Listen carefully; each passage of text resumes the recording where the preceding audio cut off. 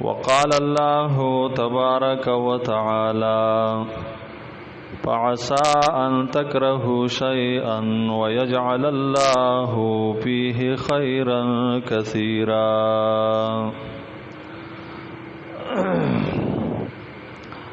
ډیرو محترمو حاضرینو سامعینو مسلمانانو رونو، د قرآن مجید د سوره بقره او سوره نساء یو دو آیات مبارکه ستاسو مخ کې تلاوت کړی شو.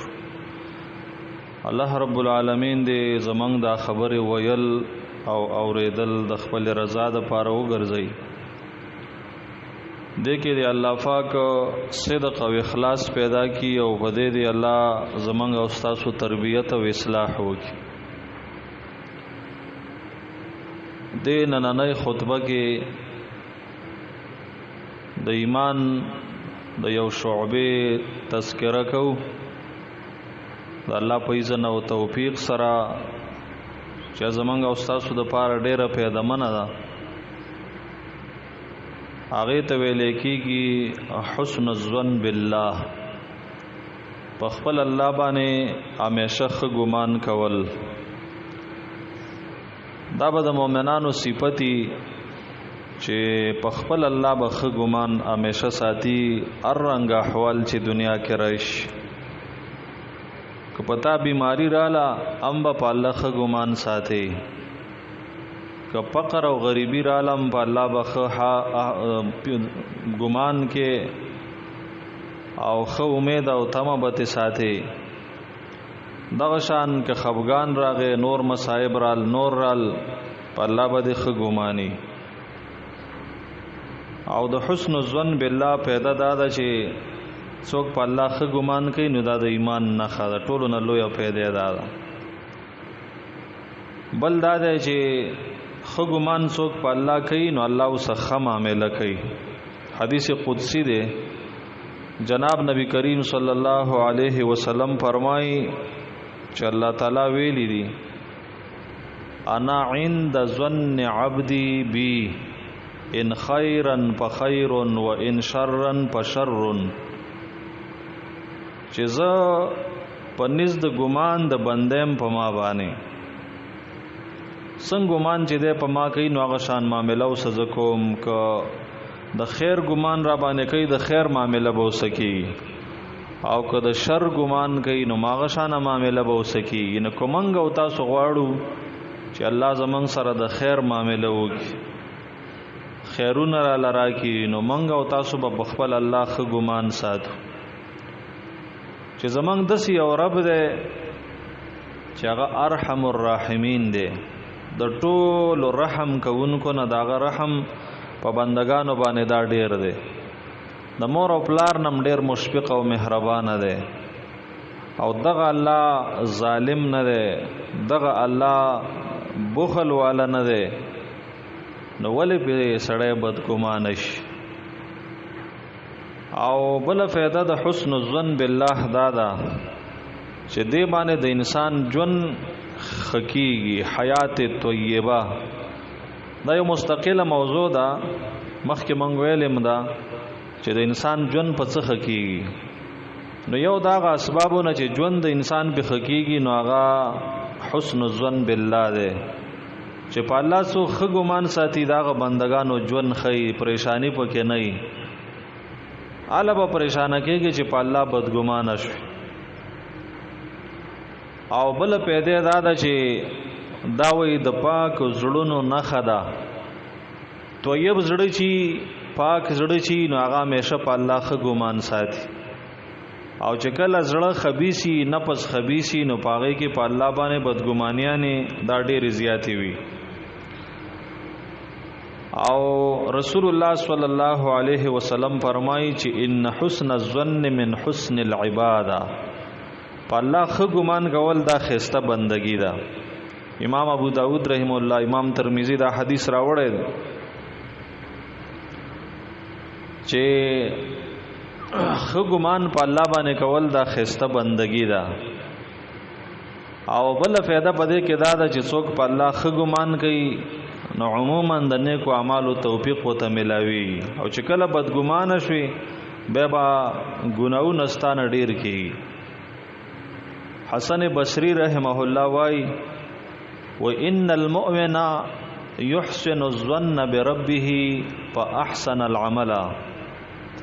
مومن چون کې په الله ښه ګمان ساتینو ځکه خیسته عملونه کوي،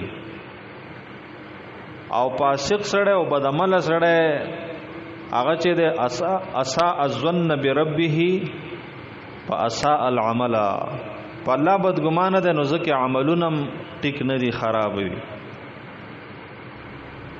نو دا خپل عقیده سازه کوي او خپل یقین ته دا خبره کوزه کوي چې زمونږ الله مهربان ذات محسن رب ده، زمونږ او تاسو په ترقی باندې او پیدا باندې خوشحاليږي، نو ولې پاغه باندې مونږ او تاسو بدګمانه کیو. کله کله بدس احوال راشي چې ظاهره کې بستا د مزاج خلاف وي، خطبه بیم په الله خ ګمان کې لکه د آیت ماول است الله فرمای وعسى ان تکرهوا شیئا وهو خیر لكم. ډیر کرتا یو چیز بتا سو بد غنئ هغه وستا سو خیری، وعسى ان تحبوا شیئا وهو شر لكم. ډیر کرتا یو چیز بتا خغنئ خو هغه وستا د پاره شری. الله پوهیږي او تاسو نه پوهیږئ. بیا د بل آیات کې وایي سورہ نساء په دې آیت کې چې په آسان تکرهو شیئا، ډیر کړه تاسو به یو چیز بد غنئ او یجعل الله فيه خیرا کثیرا، الله به پای کې ډیر لوی خیر اچي تاسو د. ابو الدرداء رضی الله عنه بویل وې درې سيزونه دي چې دا عام خلک بد غني، او زما او سره محبت، بیماری خلک بد غني، فقر او غریبی بد غني، مرګ بد غني، او زما خوخت ولی وی وجه دارا چې دا بیماری د انسان ګناونه معاف کوي، فقر او غریبی په انسان کې عاجزی پیدا کوي، او مرګ د الله د ملاقات سبب دی. نو ځکه زما خوخت. او حدیث کې راځي چې دا دوه شی نه انسان بد غني، قلت المال، دا انسان ډیر زیات بد غني چې د مال دا کمی، خدا د مال کمواله دا زګه خده چې اقل للحساب، حساب کتاب بد اساسانی. او مرګ خلق بد غني، خو مرګ ډیر خده د دینه چې بنده په پیتنو کې واقع شي، پیتنه کې چې واقع کېده به د مرګ خده. لکه ډیر د دین مشران چې کله د پیتنې خطر راغله چې و زما دین ته نقصان رسیږي، بدنامه غم دین می خرابېږي، به مرګ غوښتلې ده. لکه امام بخاری رحم الله وای د مرګ سوال کړه او ځکه چې د دینی پیتنې د خطرې د وجه نه چې دین می خراب نشي. مریم بی بی تمنا کړې د یا لیتنی مت قبل هذا وکنت نسیا منسیا. نو دیو جنا الله خ ګمان ساتل دا یو بهترین صفت ده د مؤمنانو چې دای په خپل الله باندې خ ګمان ساتي. او بل فائدہ د حسن الظن بالله هغه دادا چې انه اصل لكل خير، چې په الله د خ ګمان ساتنو دا د ټولو خیرونو د فارا اصل او بنیاد ده. انسان کې چې خیرونه راځي دا په دی وجه راځي چې د خپل الله خ ګمان ساتي، او دا بدګمانی په الله باندې چې دا نو اصل لكل شر، دا بنیاد ده د هر شر د فارا. اسی تاسو سوچ وکئ، علما وایي چې په دې دنیا کې هر باطله فرقه چې پیدا شوې ده نو دا د بدګمانۍ د وجه نه پیدا شوې ده.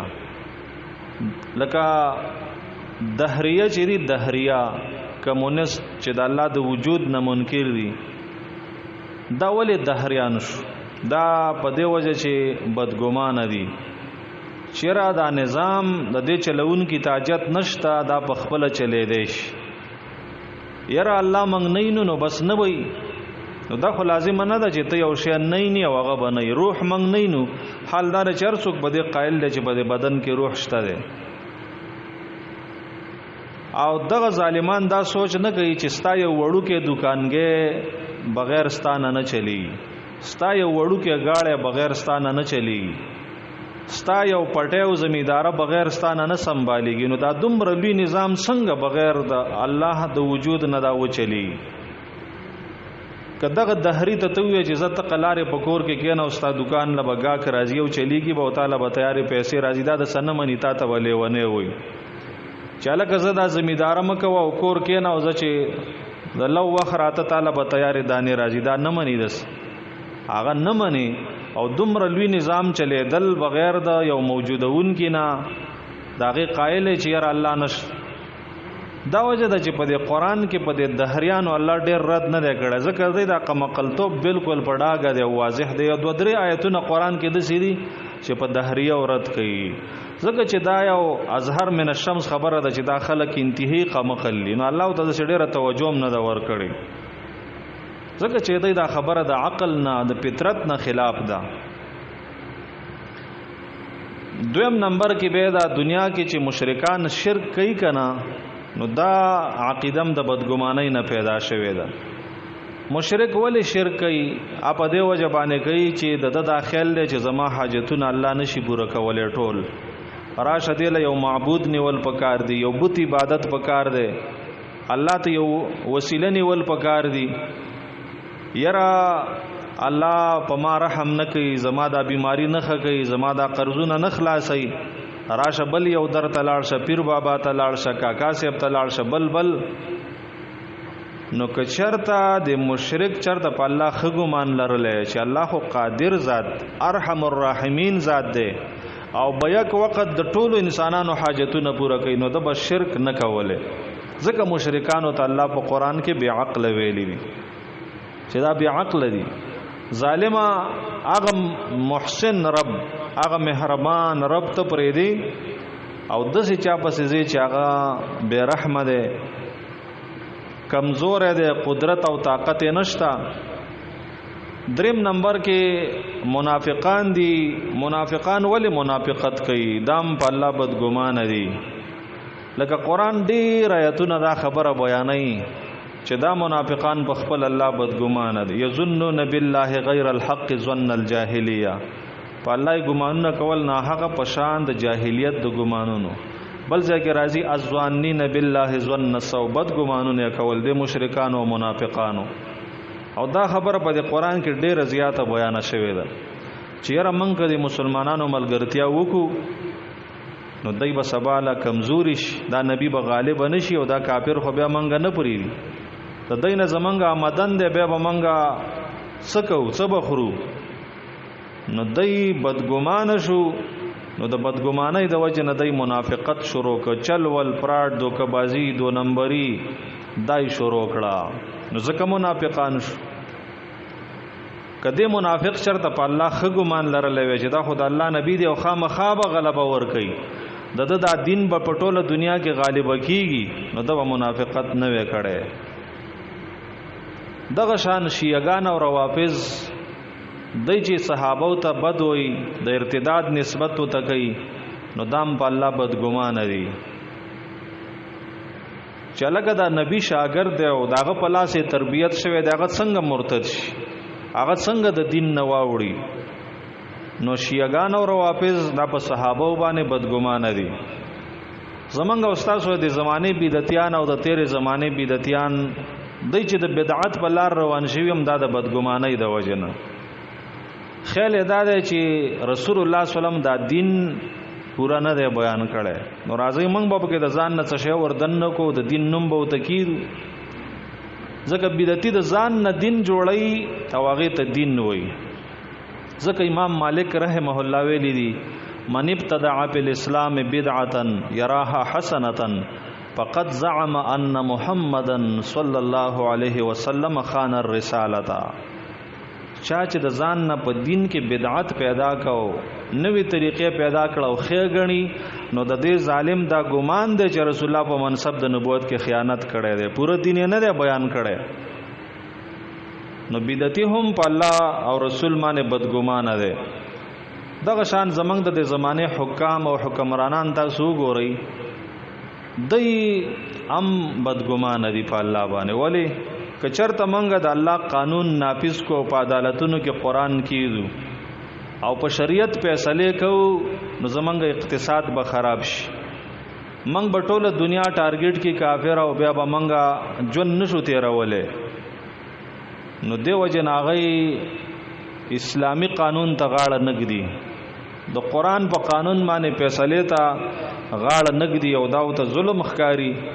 لکه قران کې الله تعالی ویلي دي ام یخافون ان یحیف الله علیهم ورسوله بل اولئک هم الظالمون. سورہ نور کې وایي چې د خلکو دا ګمان دی چې الله او رسول بګنه په دای ظلم وکي. نه دای ظالمان.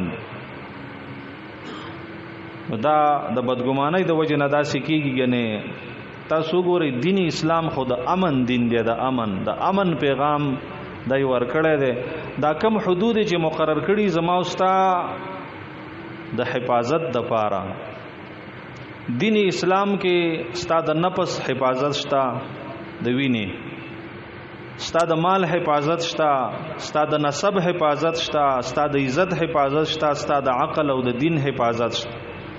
قصاص قانون الله ول مقرر چې ستا وینه محفوظه، ستا نفس محفوظي. ولکم بالقصاص حیات یا اولی الالباب. په دې قصاص کې تاسو لپاره ژوند دی د عقل خاوندانو. غل چې غلاو کی سزا ولور کې داول چې ستا مال محفوظي. یو غل نه تلاش پرې کا سار لا غم د چاله مال تلاش نشي وروړې رپرپې په راځي او چې بل وته ګوریم اوار برپیږي چې لکه پردي مال ته چر تلاش نه کې ګوري. ستا مال محفوظ. حد زنا دې د لپاره مقرر کړی چې ستا نسب محفوظي. څوک چې چاته باندې تهمتونه وي د زنا کنزل وته کوي وي دله سزا ورکړي، حد قذف وته وي چې ستا عزت محفوظي. تا ته سبا څوک کنزل ونه کی، بد نسبت دته ونه کی. یو سړی د شراب وسکل او نشي مواد استعمالي دله سزا ورکړي. دا دې د لپاره چې عقلونه محفوظي. ځکه د خو د بد تمیز چې سړی کوي نو په دې عقل یې کوي. یو سړی مسلمان شو بیرته دین پرې دی مرتد کیږي وای مړی کوي من بدل دینه فقتلوا. دا دې د لپاره چې سبا د دین سره څوک د سلوب یو ټوکی ونه کی چې دا خو د غب شپ دین نه دی چې تسار مسلمانېګا او مازیګر بیرته کافر کېګا. نو ګوره سمرا امن پکې دی، تحفظ پکې دی. خو اسه منګ او تاسو دنه یو باو جوړ کړی دی او د شریعت نه او د اسلامی قانون نه منګ او تاسو الرجی دا او تیریږي. دا حکام د دینه یریږي. دا بدګمان دي. دغه شان دنیا کې دا نور ګناونه وګورئ. بخیل چې بخل کوي دام د بدګمانۍ د وجنه. حسن بصری رحمه الله وای ما سوچ کاو چې دا بخیل سړی دا بخل په مال ولې کوي او دا سخی سړی سخاوت ولې کوي. نو زه په دې نتیجه ورسېدم چې دا سخی سړی زګه سخاوت کوي چې دا په خپل الله خ ګمان لرونکي. الحمدلله الله مال را کړه کدا نو سار له نورم راکې نورم راکې زکات ته ورکا صدقه ته ورکا بل ځکه چې د دین ضرورت راته کې پیسې ولګ الله مالک الله شتا الله خو ګمان دګن. نو داغه د ګمان مطابق الله څخه معاملې کوي. واقع نورم ولا ورک. تاسو سوچو کې چې څوک په دین باندې په خپل کور کې خ خرچه کوي په ځانم خ خرچه ماغه شان الله خسات ځکه د په الله ګمان یې خره. انا عند ظن عبدي بي. اپوختانم ویره و چې چا څنګه راونی ولا غشان وسکی. دا صحیح خبره ده، حدیث مطابق خبره ده. او دا بخیل سړی زګه بخل کوي چې د خپل الله بدګمانه ده. چیرې که زکات می ورک نو بس دا د امرم. یو سړی باندې و چرته زکات پر شوی نو لاس نه ورته ډېری پیسې وي نو چاته ویلو چې ما کلک وتړی زه ډېری چغې وامه خو تاسو به زما خبره نه منئ زما د مال نه به زکات ورک. ما ته به نه ګورئ چې باباجي چغې وایي یا خفه دی. لکه دومره انسان به سخزړی شي لاس یې رپیږي ته به د جیب کې لړم دی بالکل لاس نه ورځي دی جیب لا. دا بخپل الله بدګمانه دی چې لکه دا مال خو تعالی الله درکړی د الله حق ته ورکا صدقه ته ورکا په استعمال محفوظ کیږي استعمال په ډیریږي.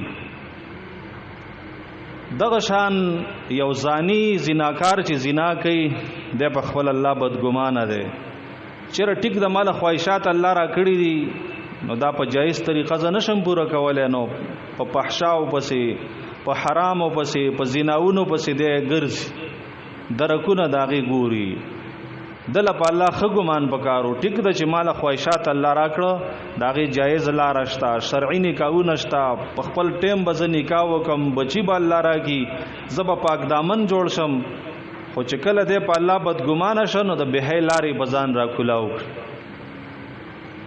دغه شان حرام خور انسان چې حرام کوي دا د بدګمانۍ د وجنا چیرې په حلالو پیسو خو زخه د خپل کوړم نشم ساتلې دا بچی نشم ساتلې نو راشه حرام کوا سودونه کوا ډاکې کوا غلاګانې کوا یعنی حال دا دی چې تم الله پیدا کړي استاد بچی م الله پیدا کړي نحنو نرزقکم و ایاهم تعلم روزی الله درکې استاد بچول م الله ور کوي نو تولی ناجایز لار اختیارې دغه حدیث کې دی رسول الله صلی الله علیه وسلم فرمایي چې ان روح القدس نفس فی روعی جبريل امین راغ او زما په دې زړه کې دا خبره واچلا چې الا ان نفس لن تموت حتا تستكمل رزقها چې یو نفس به تر هغه پورې نمرې چې خپل روزي په دې دنیا کې پوره کړی نه نو فاجملوا فی الطلب تاسو د روزي په طلب کې خلاره اختیار کړئ یو قصه کې راځي وی علی رضی الله تعالی عنہ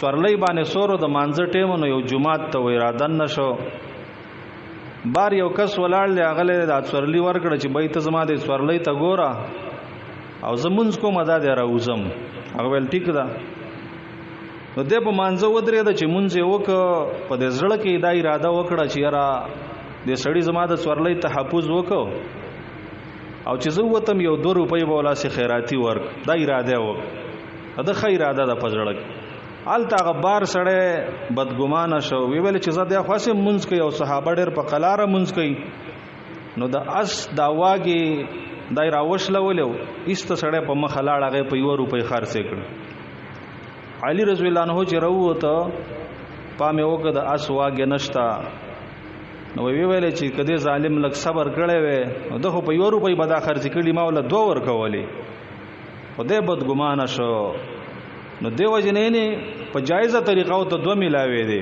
خو هغه بدګمانش پړه کې غلطه اراده رااله نو 1 روپۍ وته ملاو شو په ناجایزه طریقو ته ملاو شو خیانت یو ظلم یو غغلای وکړه الله به صفاغي باندې حساب کوي نو دغه شان ک چرته منګ او تاسو په الله خو ګمان وساته چې منګ الله پیدا کړیو دا بچي الله را کړی دا به الله ساتي خو ګوري حرام کور ته نه راوړم او بینکونو کې نوکریان نه کوم ځکه چې سودونه دي بلا ناجایز نوکری او کسب کار نه کوم الله به راکې ذمہوار د رزق الله دی نو الله به موږ او تاسو له په صحیح طریقه باندې راکولې به د دې بدګمانۍ د وجنا ډېر ګناونه پیدا کیږي قران کې ځکه الله فرمایي دا رسول الله صلی الله علیه وسلم فرمایي ایاکم والظن فان الظن اکذب الحديث ګمان نزانو ساتي دا ډیره دروغجن خبره ده قرآن کې دي چې اجتنی یا ایه الذین آمنوا اجتنبوا کثیرا من الظن ان بعض الظن اسم د ډیرو ګمان نزانو ساتي ځکه بعضی ګمان ګناوي چې کله سړی بدګمان شي پچا باندې به داغه غیبت کوي غیبت په ګناه کې واقع شي داغه تجسس کوي پاغه ګناه کې واقع شي پاغه الزامات لګي په دې ګناه کې واقع شي داغه مسلمان تحقیر کوي تهمتونه په لګي نو دا ټول ګناونه د سنه پیدا شو دا د بدګمانۍ نه او د دې بدګمانۍ د وجنا به قتلونه مواقع کیږي قاتل ولې قتل کوي اجرتی قاتل ځکه هغه په الله بدګمانه د جزا د بچی نشم ساتل راشه خلق وجنا ویني تو کواو پاغه پیسې له بچی په سات کله کله د صحت خبره ورسی چې خپل ځانم قتل کی خودکشي وکي دا خودکشي چې څوک کوي دام په الله بدګمانه ده خیال ادا ده چې زه د بیماری نه تنگ شوم مثلا د دنیا د مشکلاتو نه تنگ شوم نو د خیال دای چې ګنې الله قادر نه ده چې زما دا مشکل حل کړي الله مهربان نه ده چې په ما مهرباني وکي او ما د مشکل نه وباسي نو په دې زړه کې په الله بدګمانه شي په دې ژوند کې تنگ شي تمانچه ځان ته ونی شي ډزي شي ځان مړ چاړه چاکو ځان ته ونی شي ځان مړ او خودکشي حرام ده او ډېر عظیمه ګناه ده وجدار چې زمنګ او استادو د نفسونو د الله امانت ده زمنګ او استادو سره په دې امانت کې تا خیانت وکړو او حدیث کې راځي چې چا په وس په نزان مړ کو دا به په لاس کې او په خپل بدن او وجود کې به منډي او د الله مخې له رواني او پینار جهنم خالدن مخلدن فيها ابدا په اور د جهنم کې وي همیشه او همیشه د پاره وي دغه شان که چا زهر وسکل په دې حالت کې بد الله سره ملاويږي او که چا په بل طریقه باندې ځان مړ ک په حالت کې به ملاويږي او ار یو صدا قید ده چې پینار جهنم خالدن مخلدن فيها ابدا دا دومره سخت سزا ولولي الله مقرر کړي دا دی وجنا چې دا خودکشي کوونکې انسان الله په ځان قادر نه غني الله ارحم الراحمین نه غني الګ ته دا سوچو که چې ټیک د پتا بیماری رااله د بیماری نرستو الله صحت خامخا ور کوي پتا غربت راغې د غربت نرستو مالداری خامخا راځي که پتا باندې غم او درد راغې د نرستو خوشحالي خامخا راځي ځکه دا قران کې ډیر آیتونو کې الله دا وعده کړی د سيجعل الله بعد عسر یسرا او سورہ انشراح کې الله دا خبره کړې د په ان مع العسر یسرا ان مع العسر یسرا چې د سختۍ نرستو اساني اے بنده خامخارج تولې دا زړه را تنگ کړی دی او ځان وجني حدیث کې واقع راځي وي رسول الله صلی الله علیه وسلم چې کله مدینه ته راغی یو کس ته توپیل ابن عمر الدوسی دیم راغی ایمان راوړو داغه د ایمان بیډر وګدا قصه د مزیداره نو دس یو بل ملګری راغی وي اغم ایمان راوړو خدا مدینه هوا په د سخرانه نه جوړش وي بیمار شو ډیر تنگ شو نو یو غشي راواغست او د خپل لاسونه په پرې کړه اینه ته روانه و استداغه نه د مرش خودکشي وکړه نو دی عمرو ابن طفیل الدوسی د خپل ملګری وي په خوب کې ولید او ته ویلې چې سما مله د سو شو ویلې چې رسول الله صلی الله علیه وسلم ته د هجرت کولو په وجه راته الله معافي کړي د جنت ته داخل کړي ما وې دا لاسونه د سي پټ کړي نه ښکارا کول وې ما ته ویل چې دا لاسونه دی ولي پټ کړي دي وې دا مې زکه پټ کړي دي چې الله راته ویل چې ان لن نصلح لك ما افسدت تا چې په خپل څه خراب کړي هغه د لمنګ نه ټیک کو لاسونه تا په خپل پرې کړي هغه د لنخ کو نو بیا زړیر سخت غمجن شوم ځکه ملګری مې و رسول الله صلی الله علیه وسلم ته ما دا قصه وکړه چې یا رسول الله زما ملګری صدقه چل شوی نو د الله نبی وی دعا وکړه چې اللهم ولي يديه فاغفر الله نور سړی خو دې بخله دې خو دې لاسونو ته مولا بخنه وک ما په کبیا بد سنک نو ما عرض کاو چې دا خودکشي دا کیږي د بدګمانۍ د وجه نه چې سړی په الله باندې بدګمانش منګ او تاسو لا په خپل الله باندې خګمان پکار دی ار نوع حالات چې راتله تاسو سوچو کې د سوره کهف کې واقعا ده خضر علی السلام په دریاب پورې ووت الکان لوبې کوي او الک ماشوم راونی نوجوانو قتل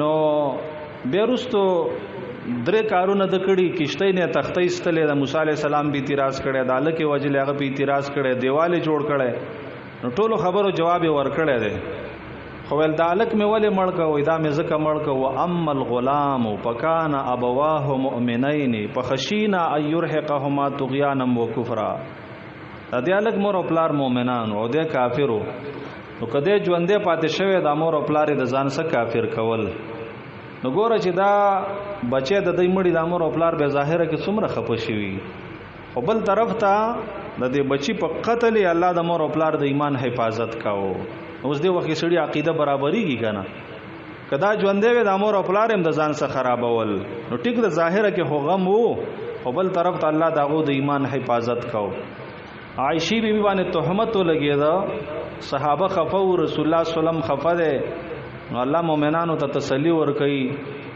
چې تاسو خدا خبره بدګنی خو بده کې الله تاسو له خیر اچلې سورته نور نازل ش عمل ته ورکش الله حکم د تیمم راولېګا نو آسان تکره شیئا وهو خیر لكم ډیر کرته یو چیز دا به بدګنی خو پای کې به الله پاک ستاسو لپاره خیر اچلې نو په الله با همیشه ګمان ساتي دا وجه دا چې بعضی احوال چې په انسان راځي ظاهره کې ناگوار حالات بیماری فقری هجرتی بل مصیبتی بلی خو بده کې به ته په الله بدګمانه کېږي نه. که بده باندې سړی قسم وموږي، قسم چې والله چې الله په بنده کوم احوال راولي دا د پیدې د پاره دي، نو په دې قسم کې بده حانس نشي.